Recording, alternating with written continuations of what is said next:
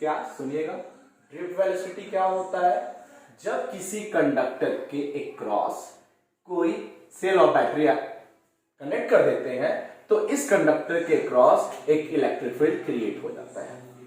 तो electric field बढ़ने से क्या होगा कि जितने भी फ्री इलेक्ट्रॉन्स इलेक्ट्रिक फील्ड को देने से पहले जो रैंडमली ओरिएंटेड थे, सब इलेक्ट्रिक फील्ड के प्रभाव के कारण हर एक पर फोर्स लगने लगेगा। तो जितना भी ये निगेटिव जो एंड है, इसका जो निगेटिव एंड है, ये क्या करेगा, जितने इलेक्ट्रॉन है उसको रिपेल करेगा, और इसका जो पॉजिटिव एंड है इस इलेक्ट्रॉन को एक्सेप्ट करेगा, ठीक है, अट्रैक्ट करेगा। तो इसकी वजह से इलेक्ट्रॉन का मूवमेंट स्टार्ट हो जाता है। तो सारे इलेक्ट्रॉन्स निगेटिव एंड से पॉजिटिव एंड की ओर मूव करना शुरू कर देते हैं। तो इलेक्ट्रिक फील्ड के एप्लीकेशन के बाद जितना इसका वेलोसिटी आएगा, हर एक का अपना अलग अलग वेलोसिटी होगा, सारे वेलोसिटी का एवरेज, जितने भी वेलोसिटी, ये तो इनिशियल था, फोर्स अप्लाई किए, फाइनल हो गया। मान लो एक इलेक्ट्रॉन V1, दूसरा इलेक्ट्रॉन V2, तीसरा V3, n इलेक्ट्रॉन है Vn।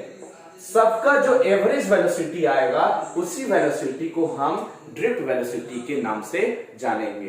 तो व्हाट इज ड्रिफ्ट वेलोसिटी? तो डेफिनेशन लिख सकते हैं।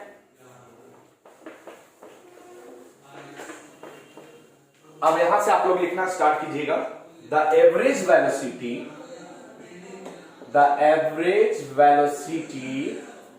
Of free electrons inside the conductor inside the conductor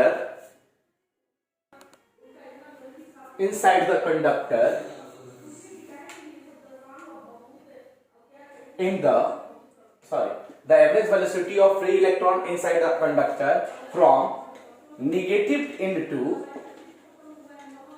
positive ends of conductor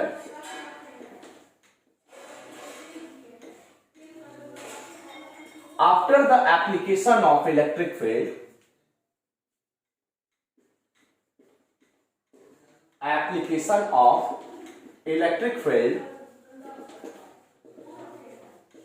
called drift velocity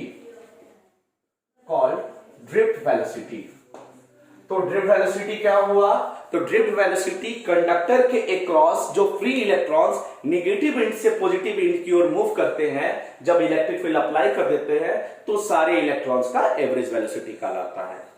ठीक है, मान के चलिए एक V1 vector, V2 vector, V3 vector, dot dot dot Vn vector are the final velocities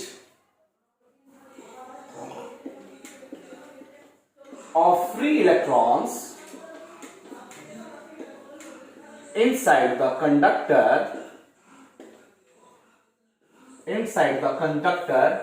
in the presence of electric field, then drift velocity is given by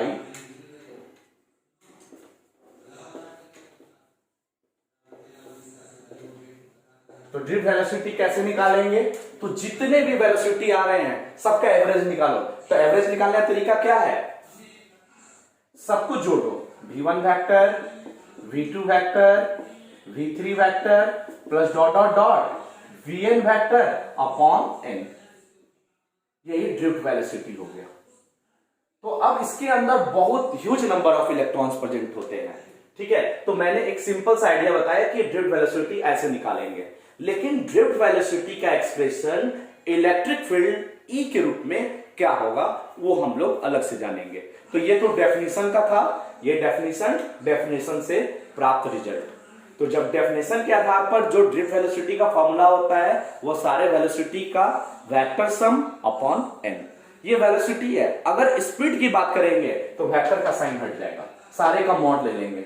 तो जितना भी drift speed होगा हर एक इलेक्ट्रॉन का फाइनल वेलोसिटी, सब final velocity या के जगह पर फाइनल स्पीड बोलेंगे, सबकी स्पीड को जोड़कर बाय n कर देंगे। तो उस समय केस में आ जाएगा क्या? स्पीड। आप लोग वेक्टर पढ़े होगे 11th क्लास में, velocity v vector, speed v। अगर वेलोसिटी को मॉड में लेते हैं तो स्पीड बन जाता है। हालांकि इसको हम वेलोसिटी भी कर सकते हैं, लेकिन वेलोसिटी का वो मैग्नीट्यूड हो गया। ओके, अब हम लोग इसके बाद एक्सप्रेशन चलेंगे। अगर इसमें किसी को कोई प्रॉब्लम है तो पूछ सकता है। अब एक्सप्रेशन चलेंगे।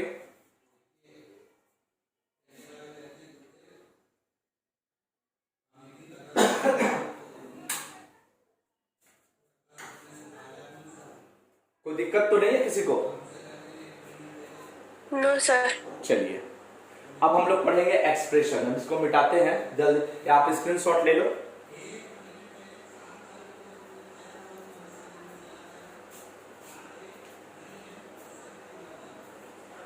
टॉपिक है expression for drift velocity. Expression for drift velocity. हालांकि इसका एक्सप्रेशन कुछ लंबा है, लेकिन ध्यान दीजिएगा, इसका एक्सप्रेशन समझते हैं।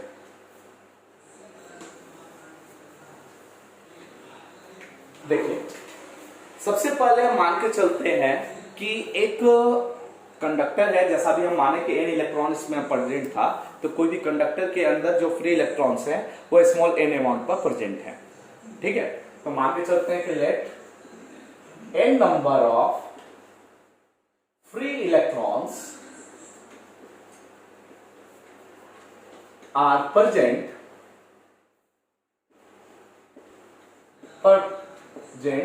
inside a conductor,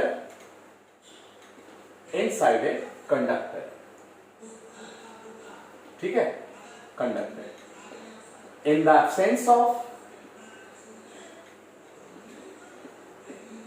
absence of external electric field,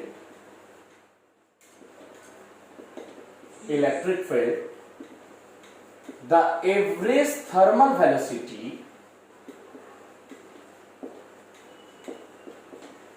ये सारा हम मिटा दे, हो गया होगा? Yes sir. The average thermal velocities of all electrons becomes zero। कैसे?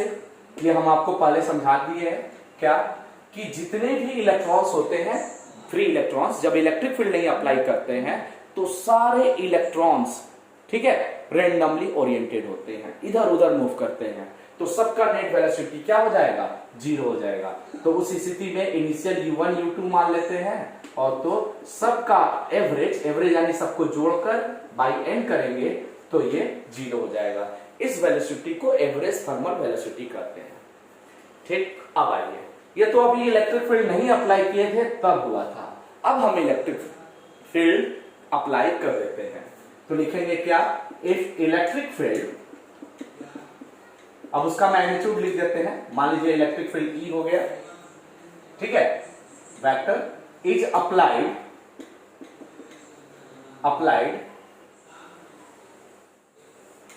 across the conductor,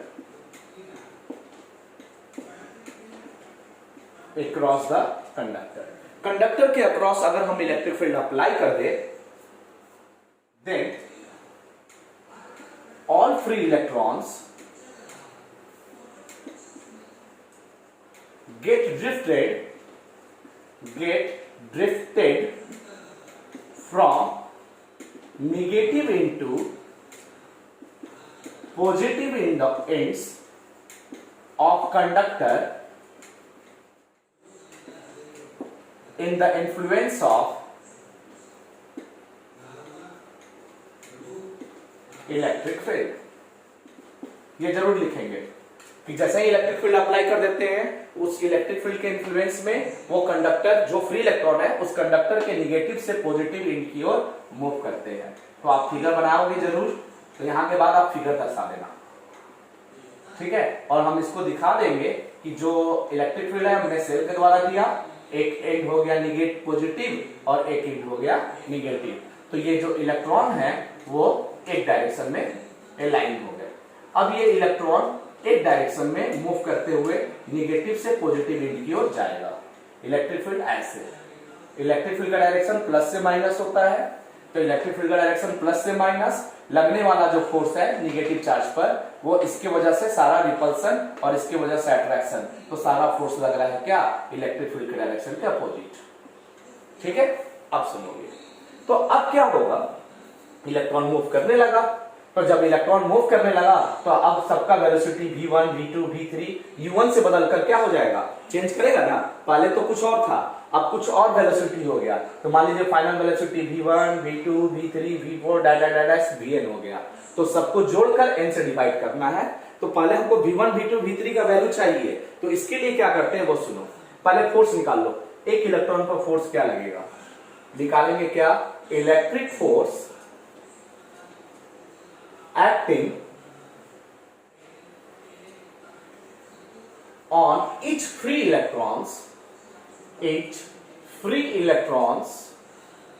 inside the conductor। तो कंडक्टर के अंदर जितने भी फ्री इलेक्ट्रॉन्स है उस फ्री इलेक्ट्रॉन्स पर जो फोर्स लगेगा, फोर्स आप कैसे निकालते हो, तो पढ़े हो ना, इलेक्ट्रिक फील्ड बराबर होता है फोर्स पर यूनिट चार्ज।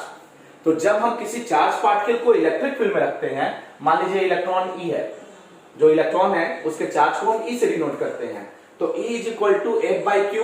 तो फोर्स कितना होगा, force F is equal to Q into E, ये सारे लोग जानते होंगे। ठीक, तो यहां पर जो क्यू है वो चार्ज ऑफ इलेक्ट्रॉन ई है, तो लगने वाला फोर्स हम ई इंटू कैपिटल ई के रूप में दर्शा सकते हैं। तो लगने वाला जो फोर्स हुआ स्मॉल ई इंटू कैपिटल ई, लेकिन अभी इसमें कुछ छूटा हुआ है। क्या छूटा हुआ है वो देखो, यहां लगने वाला जो फोर्स है, लगने वाला फोर्स लेफ्ट की ओर है देखो, तो और अप्लाइड इलेक्ट्रिक फील्ड राइट की ओर है। तो जब दोनों वेक्टर है तो दोनों एक दूसरे के डायरेक्शन के क्या हो गया, अपोजिट हो गया। तो जब दोनों एक दूसरे के डायरेक्शन का अपोजिट हो गया तो अब यहां साइन माइनस करेंगे। तो ये नेगेटिव साइन ये इंडिकेट करता है कि जो लगने वाला जो फोर्स है वो इलेक्ट्रिक फील्ड के डायरेक्शन के क्या है, अपोजिट है। ठीक, तो यहां तक हो गया। तो F इंटू माइनस ई इंटू कैपिटल ई, किसी को कोई दिक्कत यहां तक तो नहीं होगा। जब हम इलेक्ट्रिक फील्ड अप्लाई करेंगे इलेक्ट्रॉन ड्रिफ्ट करना शुरू कर देगा नेगेटिव से पॉजिटिव की ओर। तो जब ड्रिफ्ट करेगा तो उस पर लगने वाले फोर्स की वजह से ड्रिफ्ट करेगा। तो फोर्स हर एक इलेक्ट्रॉन पर कितना लग रहा होगा, तो इलेक्ट्रिक फील्ड को उसके चार्ज से मल्टीप्लाई कर देंगे। माइनस साइन इसलिए दिए हैं कि लगने वाला फोर्स पॉजिटिव एंड की ओर है तो इलेक्ट्रिक फील्ड नेगेटिव एंड की ओर है, दोनों एक दूसरे के डायरेक्शन के अपोजिट। नेगेटिव वेक्टर हो गया, इसीलिए यहां माइनस साइन दिया गया है। अगर वेक्टर नहीं दिया होता तो हम लोग मॉड के रूप में लेते, तो माइनस साइन देने की कोई जरूरत नहीं थी। अब क्या करेंगे सुनो। तो अब क्या होता है, इलेक्ट्रॉन के पास मास होता है, तो बिल्कुल होता है। इलेक्ट्रॉन के पास मास 9.1 इंटू 10 पावर माइनस 31 केजी का मास होता है। ठीक, तो न्यूटन ये कहता है कि यदि किसी बॉडी के पास मास हो और उस बॉडी पर फोर्स लगे तो वो बॉडी एक्सेलरेट जरूर करेगा। फिर से न्यूटन का second law, F is equal to M A. Newton का लॉ कहता है कि यदि किसी बॉडी के पास मास हो, इलेक्ट्रॉन भी एक छोटा सा, बहुत छोटा सा पार्टिकल है जो अपना मास कंटेन करता है उसके बराबर। ठीक, तो अगर उसके पास मास है, ठीक है, और उस मास होने के कारण उस पर फोर्स लग रहा है, यानी इलेक्ट्रॉन एक्सेलरेट करेगा। तो हम लिखेंगे क्या, if m, small m is the mass of electron,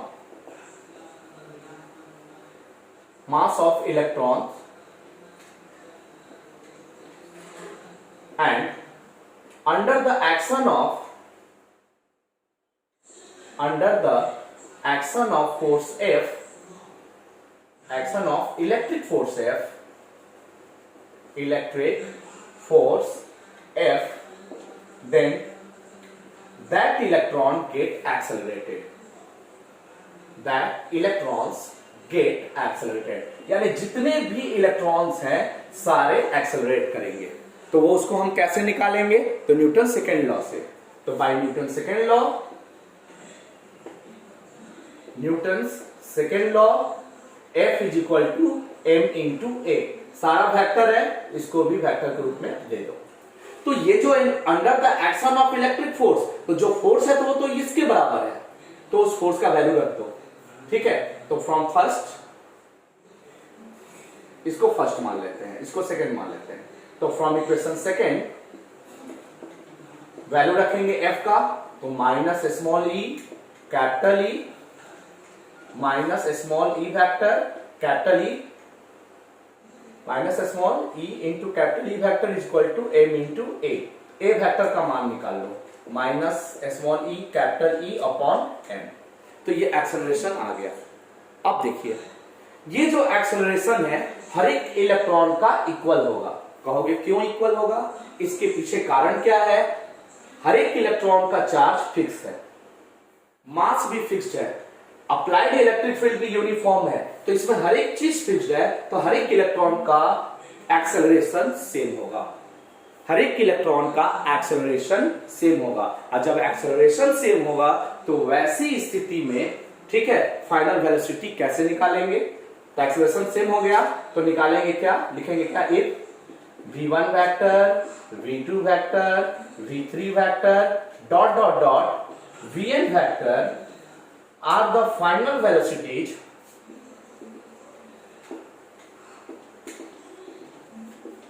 of free electrons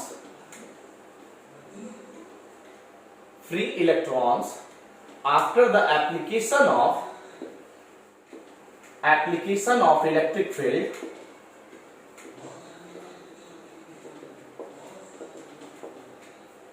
Vd बराबर क्या मिलेगा? Electric field. तो सबका अब अलग अलग वेलोसिटी निकाल लो। तो आप एक 11th क्लास में फॉर्मूला पढ़े थे, v बराबर u plus eighty. Initial u पता है, उसमें एक्सेलरेशन आ गया है, तो अब हम क्या निकालेंगे? तो फॉर्मूला को निकालेंगे v बराबर u प्लस एटी। तो पहले वाले का इनिशियल u1 है, एक्सेलरेशन तो सबका कांस्टेंट है, तो a वेक्टर टाइम सबका अलग अलग होगा, सबके मोशन का टाइम अलग अलग होगा, तो t1। v2 का निकालेंगे तो v2 vector is equal to u2 vector plus a vector into t2। उसी तरह dot dot dot dot vn vector is equal to un vector plus a vector into tn। तो इसी तरह हम फाइनल वेलोसिटी सबका कैलकुलेट कर दिए। अब हम डेफिनेशन से जो ड्रिफ्ट वेलोसिटी का फॉर्मूला होता है वहां लाकर प्लेस करेंगे।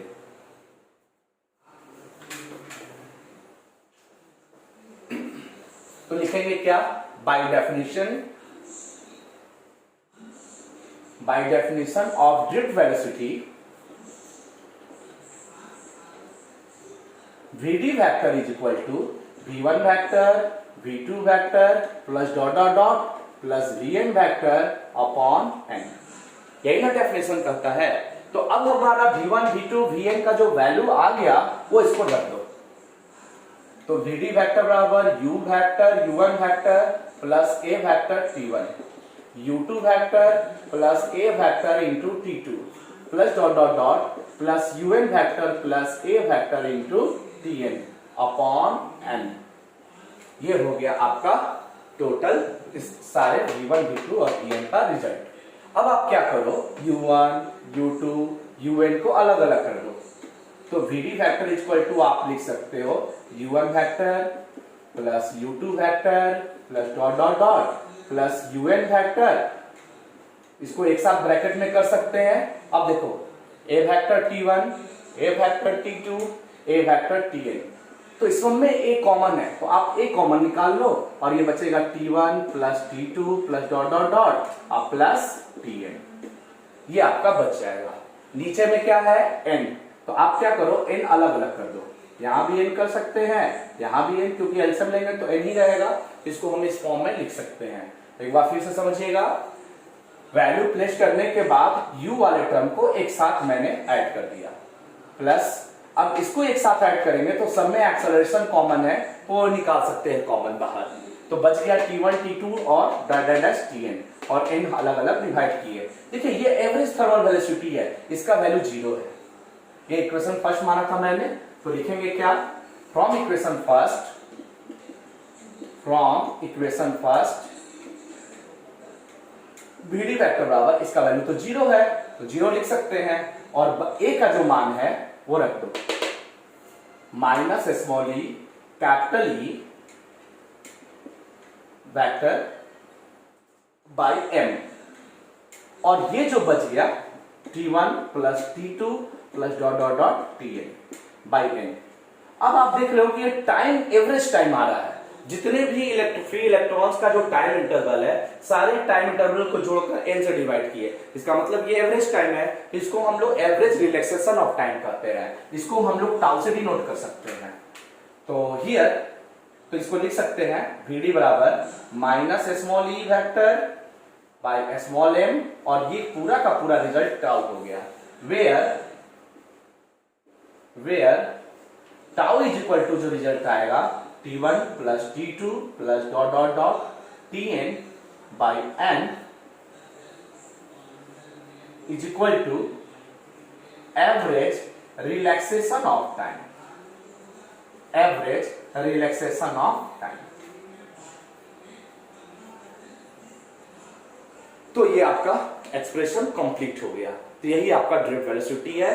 तो मेन एक्सप्रेशन दिख रहा है, अगर किसी को कोई प्रॉब्लम है पूछ सकता है, अगर दिक्कत नहीं है कोई बात नहीं, हम वीडियो रिकॉर्ड किए हुए हैं, आपको 1-2 घंटा बाद जब मिलेगा तो फिर आप दोबारा देख लेना।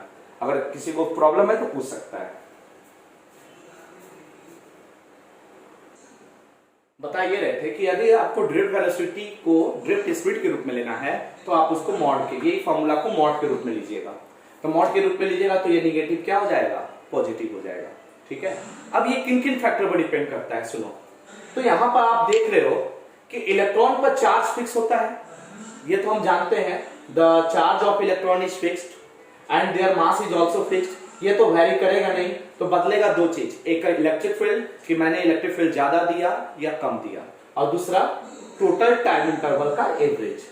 ठीक है, तो ये जो टाइम इंटरवल का जो जितने भी एवरेज टाइम इंटरवल है, हर एक मटेरियल का अलग अलग होता है, किसी के लिए ज्यादा आता है तो किसी के लिए कम आता है। तो यहां पर क्या हो गया कि ये जो टाउ है, ये जो रिलैक्सेशन ऑफ टाइम है, वह नेचर ऑफ मटेरियल पर डिपेंड करता है। कॉपर का अलग होगा, ठीक है, कॉपर का अलग होगा। देखो सिल्वर, यहां ध्यान देना, सिल्वर और कॉपर में कौन मोर कंडक्टर है बताओ तो? सिल्वर। ठीक है, तो जिसकी कंडक्टिविटी ज्यादा है उससे क्या होगा, ड्रिफ्ट स्पीड जो इलेक्ट्रॉन होगा काफी तेजी से पास करेगा। सोचना, जिसकी ड्रिफ्ट स्पीड क्या है, ज्यादा है, तो इलेक्ट्रॉन काफी तेजी से उससे एक क्रॉस से एक एंड से दूसरे और निकल जाएगा। लेकिन कॉपर को निकलने में थोड़ा वक्त लगेगा, उसकी अपेक्षा थोड़ा डिले हो जाएगा। इसके वजह से इसकी कंडक्टिविटी क्या हो जाएगी, कम हो जाएगी। ठीक है, जिसमें बहुत तेजी से बिना रुकावट के इलेक्ट्रॉन फ्लो कर जाता है वह मोस्ट, ठीक है, मोस्ट कंडक्टर होता है। इसको हम लोग बोलते हैं क्या, मोस्ट कंडक्टिव नेचर का बोलेंगे। और जिसमें इलेक्ट्रॉन को फ्लो होने में थोड़ी दिक्कत होती है, थोड़ी रुकावट आती है, उसकी कंडक्टिविटी थोड़ी स्लो होती है, उसकी थोड़ी कंडक्टिविटी कम होती है। तो सिल्वर ज्यादा होता है, तो सिल्वर की कंडक्टिविटी ज्यादा होने की वजह से इसका मतलब जो इलेक्ट्रॉन जाएंगे वह कॉपर के रिस्पेक्ट में काफी तेजी से, सेम इलेक्ट्रिक फील्ड, ये Ag का है, ये Cu का है। Ag में जो इलेक्ट्रिक फील्ड अप्लाई किए और कॉपर के क्रॉस इलेक्ट्रिक फील्ड अप्लाई किए वो सेम किए, दोनों का भी लेंथ सेम लिए, लेकिन क्या हुआ, इसमें करंट ज्यादा हुआ, इसमें करंट कम हुआ। इसका मतलब क्या है, स्पीड बढ़ गया। तो वो स्पीड किस तरह का बढ़ा, रिलैक्सेशन ऑफ टाइम। तो यहाँ रिलैक्सेशन ऑफ टाइम भी क्या होता है, बढ़ जाता है, जिसके वजह से स्पीड इंक्रीज कर जाता है। तो अब हम लोग क्या कहेंगे कि the drift velocity, hence the drift velocity या drift speed of free electrons inside the conductor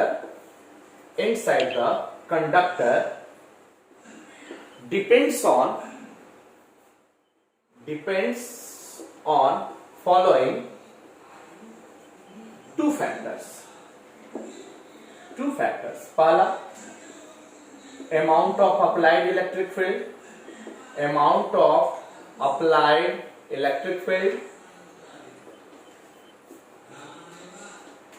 तो Vd प्रोपोर्शनली, यानी आप इलेक्ट्रिक फील्ड ज्यादा दो, इलेक्ट्रिक फील्ड ज्यादा देने के लिए नंबर ऑफ सेल बढ़ा दोगे तो स्पीड बढ़ जाएगा, यानी करंट का वैल्यू भी बढ़ जाएगा।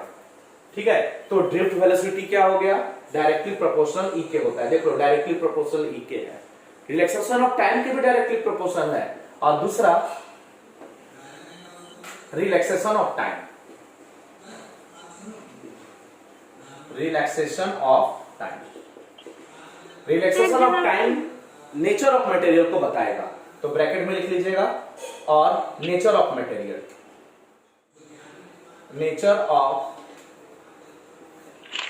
Material of conducting wire. तो जो भी कंडक्टिंग वायर लिए होंगे, कॉपर, सिल्वर, आयरन, गोल्ड, जो भी होगा उसके नेचर पर डिपेंड करेगा, यानी VD प्रोपोर्शनल टाउ। जिसका रिलैक्सेशन ऑफ टाइम ज्यादा होगा उसकी ड्रिफ्ट स्पीड ज्यादा होगी।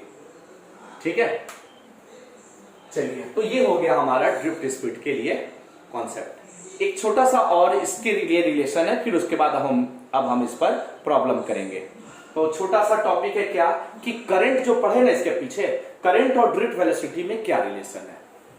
ठीक है, छोटा एक्सप्रेशन है ये एक्सप्रेशन आपको मैग्नेटिक फील्ड में भी जरूरत पड़ेगा। कौन सा? जो अभी हम एक्सप्रेशन कराने जा रहे हैं, करंट और ड्रिफ्ट स्पीड वाला। तो वो आप नोट कीजिए। ड्रिफ्ट वेलोसिटी क्या बोलो, फिर से बोलो।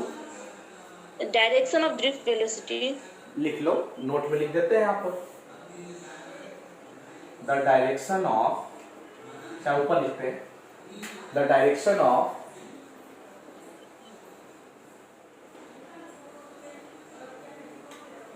Drift velocity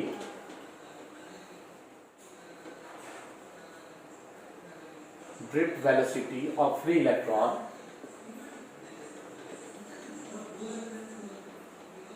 is opposite to the direction of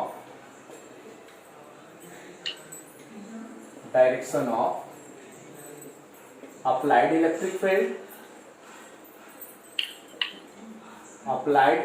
field across the wire, या और its direction is along the negative into positive ends of conductor। दोनों बोल सकते हैं, या तो बोल सकते हैं कि इलेक्ट्रिक फील्ड के डायरेक्शन के अपोजिट है, क्योंकि इलेक्ट्रिक फील्ड प्लस से माइनस होता है, या कंडक्टर के नेगेटिव एंड से पॉजिटिव एंड की ओर ड्रिफ्ट वेलोसिटी